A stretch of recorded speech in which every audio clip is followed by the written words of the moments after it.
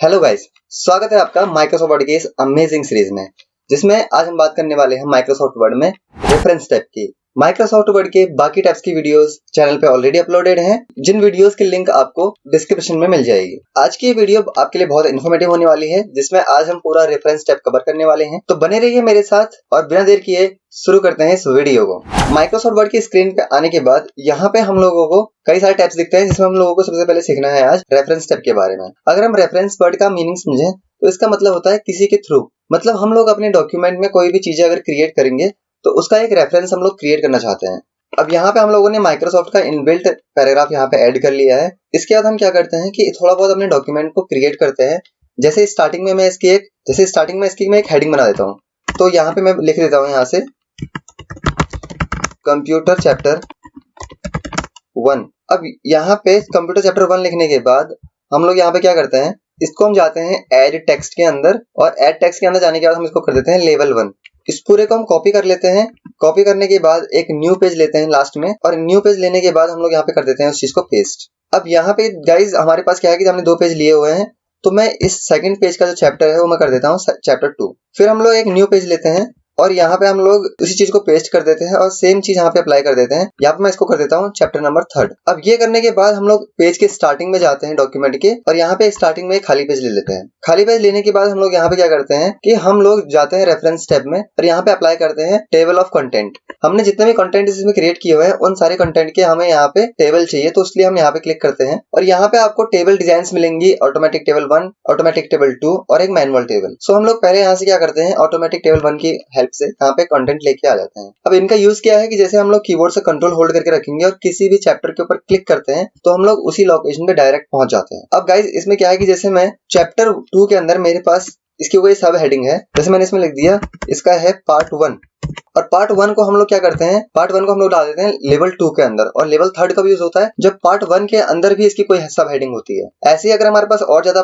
Parts होते हैं तो हम वो ऐड कर सकते हैं या फिर कोई भी डॉक्यूमेंट ऐड कर लेते हैं। फिर हम लोग क्या करते हैं कि स्टार्टिंग में जाते हैं डॉक्यूमेंट के और अपने टेबल पे क्लिक करने के बाद यहाँ से कर देते हैं अपडेट टेबल। इसमें आपको 2 ऑप्शन मिलेंगे, एक मिलेगा अपडेट पेज नंबर ओनली, एक मिलेगा अपडेट इंटायर टेबल। हम लोगों को पेज नंबर तो करना ही करना है, साथ में हम लोगों को इंटायर टेबल इसमें अपडेट करनी है। तो हम लोग नीचे वाले ऑप्शन पे क्लिक करते हैं और ऐसे कर देते हैं ओके। जैसे हम इसमें ओके करेंगे तो चैप्टर 2 के अंदर आपको पार्ट 1 यहाँ पे दिखेगा। कंट्रोल होल्ड करने पर आप क्लिक करते हैं तो यहाँ पे आप डायरेक्ट पार्ट 1 पे पहुंच जाते हैं। आई होप आपको ये ऑप्शन क्लियर हुआ है। अब आगे बढ़ते हैं इसमें फुटनोट्स के बारे में। एक्चुअली फुटनोट क्या होता है कि हमारे पास कई सारे पेजेस होते हैं और हमारे पास कई चीजें लिखी होती है। इन केस हम वहां पर उस चीज के बारे में नहीं समझा सकते हैं तो हम लोग उस चीज के बारे में समझाने के लिए क्या करते हैं कि उस चीज को सिलेक्ट करते हैं। तो जैसे कि मैं यहाँ पे एक वर्ड सिलेक्ट कर लेता हूँ, लाइक मैंने यहाँ पे सिलेक्ट कर लिया डिवाइस। डिवाइस को सिलेक्ट करने के बाद जैसे हम लोग इंसर्ट फुटनोट करेंगे तो ये हमको भेज देगा उस पेज के एंड में। यहाँ पे एक लिखा जाएगा 1 में हमें उस चीज के बारे में एक नोट देना है। जैसे मैंने इसमें लिख दिया my computer has no external device. अब ये लिखने के बाद हम लोग क्या करते हैं कि देखिए यहाँ पे 1 लिखा रहा है और ऊपर डिवाइस पे भी 1 लिखा रहा है। इसी तरह से अगर हम लोगों को कोई दूसरे वर्ड भी देने होते हैं, ये मैंने चैप्टर 1 पे दिया। चैप्टर 2 के अंदर अगर हम लोग कोई ऑप्शन देना चाहते हैं, जैसे मैंने स्मार्ट आर्ट पे क्लिक किया और स्मार्ट आर्ट को सिलेक्ट कर लिया, दोबारा मैंने इंसर्ट फुटनोट पे क्लिक किया और यहाँ पे मैंने लिख दिया the smart art option is located in insert tab. अब ये लिखने के बाद आप देख सकते हैं कि यहाँ पे 2 लिखा आ रहा है, और ये उसके नीचे क्यों नहीं आया 1 के नीचे, क्योंकि ये जो स्मार्ट आर्ट वाला वर्ड था वो हम लोगों ने इस पेज से सिलेक्ट किया था। अब इसमें एक ऑप्शन रहता है एंड नोट का, जो कि अभी हाईलाइट नहीं हो रहा है। तो एक काम करते हैं, जैसे हम लोग कोई भी वर्ड सिलेक्ट कर लेते हैं किसी भी पेज से, जैसे कि मैंने यहाँ पे आगे सेव पे क्लिक किया और यहाँ से आके मैंने कर दिया इंसर्ट एंड नोट, और ये हम लोगों को लास्ट में भेज देगा। और यहाँ पे हम लिख सकते हैं अपना end note to save a document Ctrl+S is the shortcut। अब आप देख सकते हैं कि जो मैंने फुटनोट दिए थे वो यहाँ पे पेज के एंड में आए, लेकिन ये जो एंड नोट है ये पेज के बीचों बीच में आ गया। ऐसा क्यों हुआ, ये पेज के एंड में क्यों नहीं आया? क्योंकि इसके बाद हमारे पास कोई भी चीज लिखी हुई नहीं है। तो जो डॉक्यूमेंट के लास्ट में आता है उसको एंड नोट कहा जाता है, और जो पेज के लास्ट में आता है उसको फुटनोट कहा जाता है। जैसे कि पेज को अगर छोटा करूं तो आप देख सकते हैं कुछ इस तरह से। मैं एक काम करता हूँ, यहाँ पे व्यू पे जाता हूँ और यहाँ से मल्टीपल पेजेस पे क्लिक कर देता हूँ यहाँ से। तो अभी आप देखेंगे तो यहाँ पे जो फुटनोट है वो एक नोट यहाँ दिख रहा है और एक नोट यहाँ दिख रहा है, बट एंड नोट जो है वो आपको यहाँ देखने को मिल रहा है। क्योंकि ये हमारा लास्ट पैराग्राफ है डॉक्यूमेंट का, तो ये यहीं पे आएगा। कोई भी एंड नोट लास्ट पैराग्राफ के लास्ट में ही आता है। तो अब अगर हम लोगों को इनको व्यू करना होता है तो हम लोग क्या करते हैं, यहाँ पे हम लोग जाते हैं अपने रेफरेंस टैब के अंदर, और यहाँ से जाने के बाद यहाँ पे हम लोग क्या करते हैं, शो नोट्स पे क्लिक करते हैं। जैसे हम शो नोट्स पे क्लिक करेंगे तो हमको दो यहाँ पे ऑप्शन देगा, फुटनोट एरिया या फिर एंड नोट एरिया। तो मैंने यहाँ पे फुटनोट एरिया पे क्लिक किया और इसे कर दिया ओके। तो इसने हमको पहले फुटनोट पे भेज दिया। अब अगर जैसे हम लोग दोबारा शो नोट्स पे क्लिक करेंगे तो ये हमको उस जगह भेज देगा जिस जगह पे वो नोट अप्लाइड है। अगर मैं इस डिवाइस वर्ड पे थोड़ी देर के लिए अपने माउस को रोक के रखता हूँ तो यहाँ पे देख सकते हैं कि my computer has no external device यहाँ पे लिखा रहा है। अब अगर मैं नेक्स्ट फुटनोट में जाता हूँ, यहाँ से क्लिक करता हूँ, यहाँ से नेक्स्ट फुटनोट, तो जो हमारा अगला फुटनोट है ये उस वर्ड पे हमारा जो माउस का कर्सर होता है वो उसको पहुंचा देता है। अगर हम यहाँ पे देखेंगे तो ये ऑप्शन वो वाला लग जाएगा जो हमने सेकंड इसमें फुटनोट लगाया था। अगर हम लोग दोबारा से इसी ऑप्शन में जाते हैं और यहाँ से करते हैं next and note, so next and note हमारा लगा हुआ है सेव वर्ड पे और ये हम लोगों को एंड नोट भी डिस्प्ले करता है। अब आगे बढ़ते हैं हम लोग इंसर्ट साइटेशन के बारे में। कहने का मतलब ये है कि जो भी हम लोगों ने यहाँ पे क्रिएट किया, चाहे बुक बनाया, कोई आर्टिकल बनाया या फिर कोई भी अदर इन्फॉर्मेशन, कोई भी अदर मटेरियल हम लोगों ने बनाया है, तो उसकी इन्फॉर्मेशन लाने के लिए कि ये कहाँ से साइट किया गया है उस चीज को दिखाने के लिए हम लोग इस साइटेशन का यूज करते हैं। तो इसके लिए मैं एक काम करता हूँ, मैं आ जाता हूँ पेज के एंड में, तो लास्ट डॉक्यूमेंट के लास्ट में आने के बाद यहाँ पे मैं जाता हूँ इंसर्ट साइटेशन के अंदर। यहाँ पे हम लोग करते हैं ऐड न्यू सोर्स पे क्लिक। उसके बाद हम लोगों को एक ऑप्शन यहाँ पे मिलेगा जहाँ पे कहता है कि टाइप ए सोर्स, कि आप लोगों ने जो चीज क्रिएट की हुई है, ये बुक है, आर्टिकल है या फिर कौन सी चीज है जिस चीज के बारे में आप रिपोर्ट दे रहे हैं या बना रहे हैं, ये वो चीज के बारे में आपको दिखा देता है। तो जैसे कि मैंने यहाँ पे क्या किया, ये बुक है, जो बुक का ऑथर है वो कौन है, जैसे मैंने इसमें बुक का ऑथर लिख दिया, इसमें राहुल। राहुल लिखने के बाद यहाँ पे आता है ऑप्शन टाइटल का, तो इन्होंने टाइटल क्या लिखा है, जैसे मैंने इसमें लिख दिया टाइटल में, मैंने लिख दिया यहाँ पे कंप्यूटर ज्ञान। कंप्यूटर ज्ञान लिखने के बाद इन्होंने एक बुक क्रिएट की है कंप्यूटर ज्ञान के नाम से, और यहाँ पे कौन सी ईयर में इन्होंने ये बुक लिखी, यहाँ पे हम गए ईयर के अंदर और मैंने यहाँ लिख दिया 2020। सिटी कौन सी ली मैंने यहाँ पे आके, सिटी मैंने यहाँ लिख दिया नोएडा। और पब्लिशर एक कंपनी होती है जो इसको पब्लिश करती है, ठीक है। तो इस कंपनी को इस बुक को पब्लिश करने के जो कंपनी है वो मैंने लिख दिया यहाँ पे आके ECC। और जैसे ही मैं इसको ओके करता हूँ तो यहाँ पे हम लोगों को वो प्लेस होल्डर शो कर देता है कि राहुल 2022 यहाँ पे ऐड हो चुका है। जब हम लोग यहाँ पे बिब्लियोग्राफी पे क्लिक करते हैं और यहाँ से देखिए तीन ऑप्शन आ रहे हैं, एक वर्क साइटेड का ऑप्शन आ रहा है, एक रेफरेंसेस का आ रहा है और एक यहाँ पे बिब्लियोग्राफी का आ रहा है। तो मैं किसी एक ऑप्शन पे क्लिक कर देता हूँ तो वो टोटल बिब्लियोग्राफी हमारे यहाँ पे ऐड हो जाएगी, राहुल 2022 कंप्यूटर ज्ञान नोएडा ECC। अगर हम लोग मैनेज सोर्सेज में जाते हैं, एक्चुअली मैनेज सोर्सेज में क्या होता है कि आप इसको कॉपी कर सकते हैं। जैसे मैंने यहाँ पे राहुल पे क्लिक किया, यहाँ पे एक मास्टर लिस्ट आती है जो अपने कंप्यूटर के अंदर अभी तक बना रखे हैं, मैंने अभी फर्स्ट टाइम इसको यूज किया तो यहाँ पे एक ही आ रहा है। और ये आती है करंट लिस्ट जिसमें हम एग्जैक्टली अभी काम कर रहे हैं। अगर हम लोगों को किसी चीज को कॉपी करना है, एडिट करना है या फिर नई लिस्ट लानी है तो सारी चीज हम यहाँ से कर सकते हैं। जैसे मैं इस पर एडिट पे क्लिक करता हूँ तो ये फिर से उसी चीज को खोल देता है, ठीक है। अब जैसे ECC की जगह मैं यहाँ पे लिख देता हूँ an education hub, an educational hub मैंने यहाँ पे लिख दिया और यहाँ से मैंने कर दिया इसको ओके। जैसे मैं इसको फिर से यस करता हूँ, यस करने के बाद मैं इसे कर देता हूँ क्लोज, तो अभी भी यहाँ पे ECC ही लिखा आ रहा है। आपको इस पे क्लिक करना है और यहाँ पे ऑप्शन मिलेगा आपको अपडेट का, आपको अपडेट पे क्लिक करना है तो यहाँ पे वो टोटल चीज जो आपने ऐड की थी वो यहाँ पे अपडेट हो जाएगी। अब अपडेट होने के बाद इन केस आपको इसकी स्टाइल चेंज करनी होती है तो आप स्टाइल ऑप्शन पे जाते हैं जहाँ पे आपको बहुत सारी स्टाइल देखने को मिलती है। जहाँ पे मैंने टाइटल शॉर्ट पहले क्लिक किया तो इसमें टाइटल शॉर्ट में क्या होगा कि कंप्यूटर ज्ञान बुक है, ऑथर राहुल है, नोएडा एंड एजुकेशनल हब 2022 यहाँ पे आपको डिटेल शो कर देगा। आई होप आपको ये ऑप्शन क्लियर हो गए हैं। तो आगे बढ़ते हैं इंसर्ट कैप्शन से रिलेटेड ऑप्शन के लिए। अभी जो इंसर्ट कैप्शन होता है ये किसी ऑब्जेक्ट या फिर किसी पिक्चर के लिए उसका नाम शो करने के लिए इसका यूज किया जाता है। जैसे कि आपने कई बार देखा होगा कि कोई बुक होती है या फिर कोई मैगजीन वगैरह होती है तो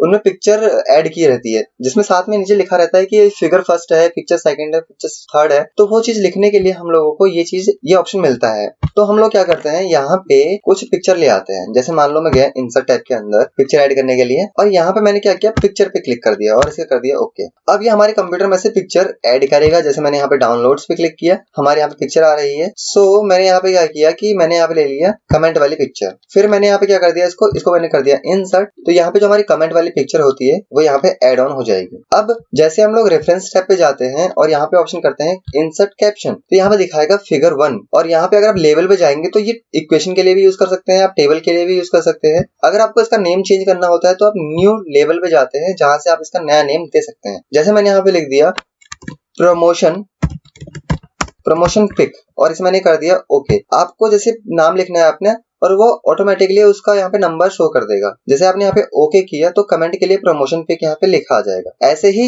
मैं अगर कोई दूसरी पिक इसमें ऐड करना चाहता हूँ तो उसके लिए हम लोग क्या करते हैं, अभी इसने क्या किया कि कमेंट के लिए प्रमोशन फर्स्ट दिखा दिया। तो क्योंकि मैंने नीचे ऐड किया पिक्चर, अगर मान लो मैं डॉक्यूमेंट में ऊपर जाता हूँ और इसमें उसके बाद पिक्चर को ऐड करता हूँ तो ये क्या करेगा कि जो पिक्चर ऊपर है अपनी लोकेशन पे उसको पहले दे देता है। जैसे मैंने यहाँ पे क्या किया, थैंक्स फॉर वॉचिंग पे क्लिक किया और इसे मैंने कर दिया ओके। अब ये पहले आ गई ऊपर। जैसे मैंने यहाँ पे रेफरेंसेस पे क्लिक किया और फिर मैं यहाँ पे गया इंसर्ट कैप्शन पे, देखिए यहाँ पे प्रमोशन पिक 1 लिखा आ रहा है, ओके कर देते हैं। तो ये होगी प्रमोशन पिक 1 और जो पिक्चर मैंने पहले ऐड की थी वो हो जाएगी प्रमोशन पिक 2। अब क्या करते हैं कि अपने पहले पेज पे आते हैं जहाँ पे मैंने टेबल ऑफ कंटेंट लेके आए थे। अब मैं यहाँ पे क्या करने वाला हूँ, मैं यहाँ पे करता हूँ इंसर्ट टेबल ऑफ फिगर्स पे क्लिक और यहाँ पे क्लिक करने के बाद जैसे हम यहाँ पे ऑप्शन दिखाएगा हम लोगों को प्रीव्यू इसका कैसे प्रिंट होने वाला है, तो यहाँ पे अगर हम लोग जाते हैं इसकी स्टाइल चेंज करने के लिए तो हम क्लासिक और अलग अलग स्टाइल हमारे पास रहती है उनमें इसको ऐड कर सकते हैं। तो क्लासिक की जगह मैं इसे कर देता हूँ यहाँ से आके सेंटर्ड और इसको मैं कर देता हूँ ओके। तो ये कुछ इस तरह से यहाँ पे पिक्चर आ जाती है। अब इसका भी वही काम है कि अगर आप कंट्रोल करके क्लिक करेंगे इस पे तो ये आपको उस लोकेशन पे भेज देता है। इसमें भी एक ऑप्शन है अपडेट करने का, तो वो क्या होता है कि जब आप कोई थर्ड पिक्चर ऐड करते हैं या फिर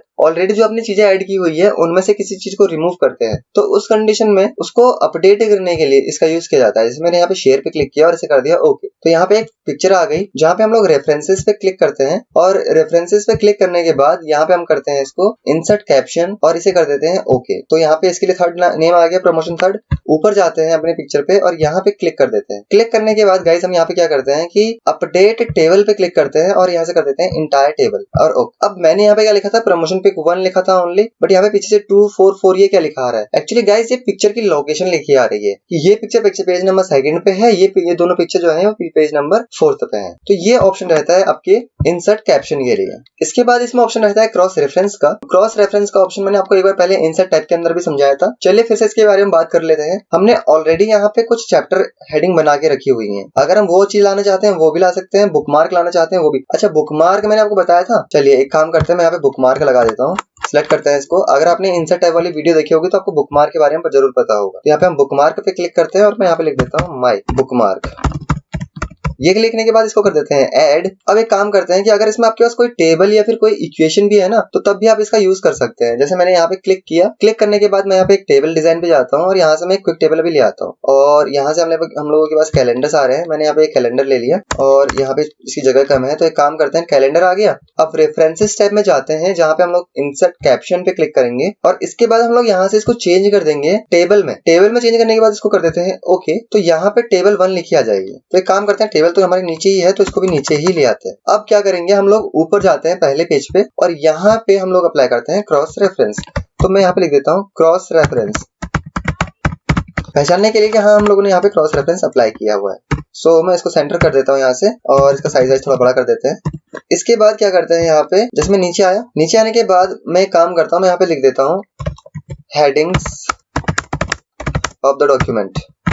ये लिखने के बाद हम लोग क्या करते हैं, यहाँ पे जाते हैं क्रॉस रेफरेंस के अंदर और यहाँ पे इसको नंबर आइटम से चेंज कर देते हैं हेडिंग के अंदर। तो हमारे पास हेडिंग्स आ जाएंगी जहाँ पे चैप्टर 1 आ रहा है और चैप्टर 2 भी है, यहाँ पे 3 भी है। मैं यहाँ पे क्या करता हूँ, चैप्टर 3 ले लेता हूँ। फिलहाल सिर्फ हम हेडिंग की बात करते हैं यहाँ पे। तो ये हमारी की सारी हेडिंग यहाँ पे आ गई और यहाँ पे मैंने क्या किया कि इसको एंटर करके अलग अलग कर दिया। अब मैं काम करता हूँ, नीचे आता हूँ, यहाँ पे मैं लिख देता हूँ notes on the document.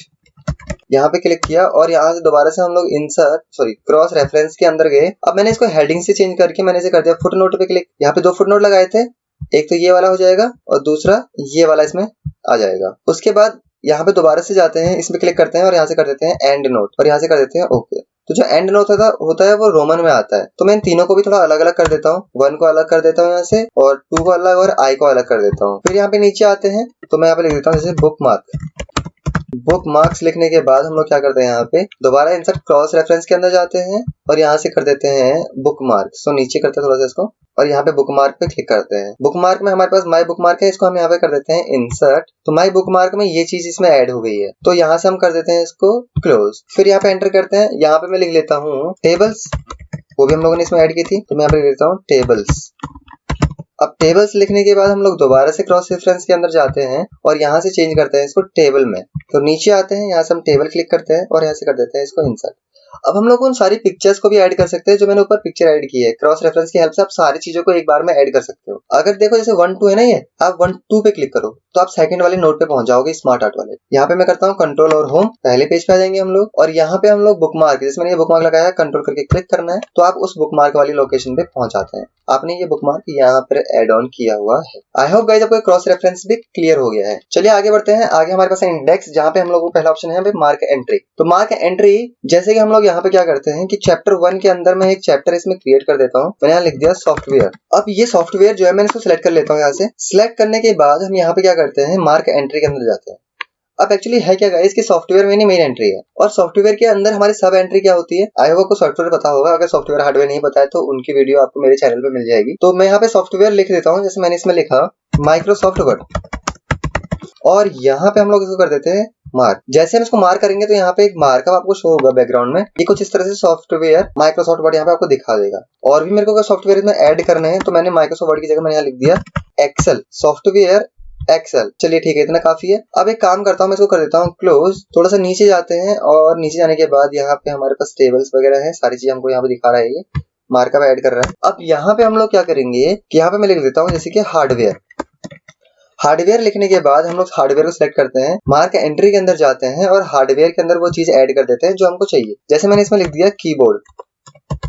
Keyboard hardware लिखने के बाद हम लोग यहाँ पे क्या करते हैं कि यहाँ से कीबोर्ड को हटाते हैं यहाँ से और इसकी जगह मैं देता हूँ माउस। माउस लिखने के बाद इसको कर देते हैं मार्क। तो सारे मार्कअप्स आपको यहाँ पे शो कर रहा है। अब गाइस इन मार्कअप्स को कैसे हटाते हैं, इसके लिए हम लोग जाते हैं होम टैब के अंदर। यहाँ से आपको ये मार्कअप दिखेगा, यहाँ पे शो और हाइड पे क्लिक करेंगे तो आपके सारे मार्कअप यहाँ से हट जाएंगे। आप कहेंगे फायदा क्या हुआ, हार्डवेयर और सॉफ्टवेयर के अंदर तो कोई चीज ऐड ही नहीं हुई है। एक काम करते हैं, थोड़ा सा इसको ऊपर कर लेते हैं क्योंकि यहाँ पे थोड़ा सा स्पेस कम हो रहा है। तो यहाँ पे हम लोग टेबल नीचे, यहाँ पे टेबल 1 के नीचे क्लिक करते हैं। सो अब यहाँ पे रेफरेंसेस टैब में जाते हैं और यहाँ से करते हैं इंसर्ट इंडेक्स। हम लोगों ने हार्डवेयर और सॉफ्टवेयर के यहाँ पे इंसर्ट किए हुए हैं। अब यहाँ पे आपको दिखा रहा है कि किस तरह से इसका व्यू होगा अगर आप चेंज करते हैं यहाँ पे क्लासिक में या फिर आप चेंज करते हैं यहाँ से आगे फैंसी में, तो वो चीजें आप यहाँ पे ऐड ऑन कर सकते हैं। और यहाँ पे दिखा रहा है 2 कॉलम्स के अंदर आप 3 कॉलम्स में भी ऐड कर सकते हैं, 4 कॉलम्स में भी और 1 में भी, 2 में भी। जैसे हम इसको ओके करते हैं तो यहाँ पे हम लोगों को ये दिखा देगा कि हार्डवेयर की जो एंट्रीज है वो है कीबोर्ड जो कि 5th पेज पे है, जो माउस है वो भी 5th पेज पे है, और सॉफ्टवेयर की जो एंट्रीज है वो है यहाँ पे माइक्रोसॉफ्ट एक्सेल, माइक्रोसॉफ्ट वर्ड जो कि पेज नंबर 3rd पे है यहाँ पे। अब यहाँ पे अपडेट का ऑप्शन बाकियों की तरह ही काम करता है, अपडेट का ऑप्शन। तो क्या करते हैं हम लोग नीचे जाते हैं। तो जैसे कि मैंने यहाँ पे क्या किया, सॉफ्टवेयर को सिलेक्ट किया, यहाँ पे मार्क एंट्री के अंदर गए, यहाँ मैंने इसमें लिख दिया माइक्रोसॉफ्ट पावर पॉइंट।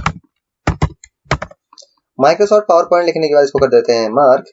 और ऐसे ही मैं थोड़ा सा हार्डवेयर के अंदर भी कुछ चीज ऐड ऑन कर देता हूँ। तो यहाँ नीचे आते हैं और सिलेक्ट करते हैं अपने हार्डवेयर वाले हेडिंग को। तो यहाँ पे मैं हार्डवेयर को सिलेक्ट कर लेता हूँ। इसको सिलेक्ट करने के बाद हम यहाँ क्लिक करेंगे तो सॉफ्टवेयर की जगह हार्डवेयर आ जाएगा।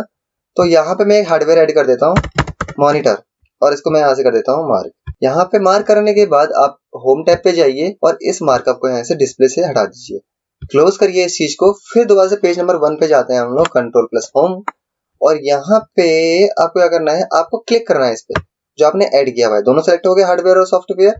फिर आपको रेफरेंस टैब में जाना है जहां से आपको अपडेट इंडेक्स कर देना है। जैसे आप अपडेट इंडेक्स करते हैं तो यहाँ पे माउस 5th और Microsoft power point 3rd page पे यहाँ पे ऐड हो चुका है। आई होप गाइज आपको ये ऑप्शन क्लियर हो गया है।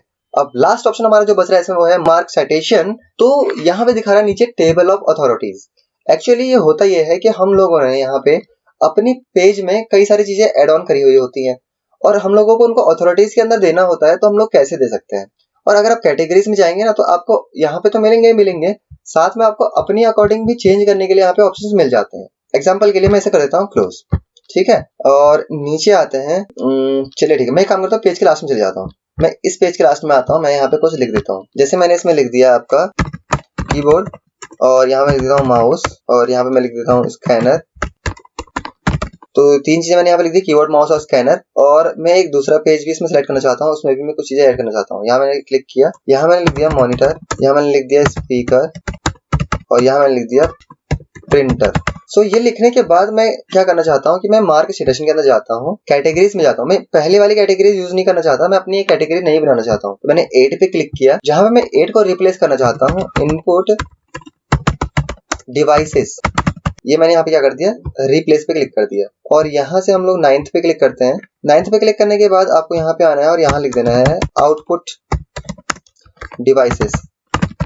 ये लिखने के पहले आपको ओके नहीं करना, पहले आपको रिप्लेस करना है। पिछली बार मैंने यही गलती कर दी थी और ओके कर देते हैं। तो अब हम लोगों को वो कैटेगरी हमें यहाँ पे देखने को मिल जाएगी। तो मैं काम करता हूँ, यहाँ पे मैं आउटपुट डिवाइसेस सेलेक्ट कर लेता हूँ और आउटपुट डिवाइसेस सेलेक्ट होने पर आपको क्या करना है कि आपको कर देना है मार्क। तो आपका प्रिंटर जो है वो आउटपुट डिवाइस में मार्क हो जाएगा। इसी तरह से आपकी दूसरी डिवाइस जो है उसे सेलेक्ट करिए और यहाँ क्लिक कीजिए। अभी आउटपुट डिवाइस रखना है, ठीक है, मार्क कर देते हैं।